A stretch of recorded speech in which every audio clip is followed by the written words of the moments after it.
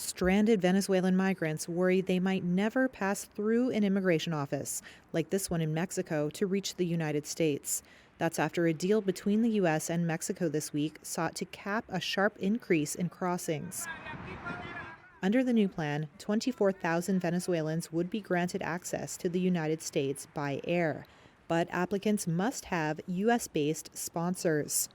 Venezuelan migrant Leonesi Castillo told Reuters he and others were deported by officials after crossing into the United States. They've requested that we have a relative who has been living in the U.S. for over 4 or 5 years. It's unfair. We want a response. We're in Mexico. We have run out of money. We have had our bags stolen. Shelters don't take us in. We're stranded in the street. Nobody wants to help us. The bilateral deal has enabled U.S. officials to expel to Mexico those caught trying to cross illegally by land.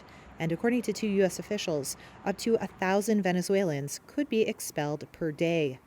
Before the agreement was reached, Venezuelans who crossed illegally into the United States were often allowed to stay while seeking asylum because it was difficult to send them back to Venezuela or Mexico. Migrant shelters in Mexico's Ciudad Juarez are overbooked, according to director Father Javier Calvillo, who says the new deal will only make the problem worse. The 38-40 shelters are overbooked right now, so with this situation, such an agreement will worsen it as more migrants will gather. And don't forget violence, kidnappings, and all sorts of difficult situations here. So, honestly, it seems like officials have reached agreements in offices that benefit their own interests.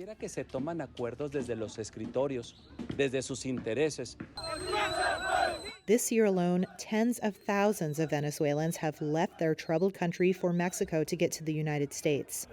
Many others remain en route, and the new plan's entry quota has fueled concern it could spark a humanitarian crisis.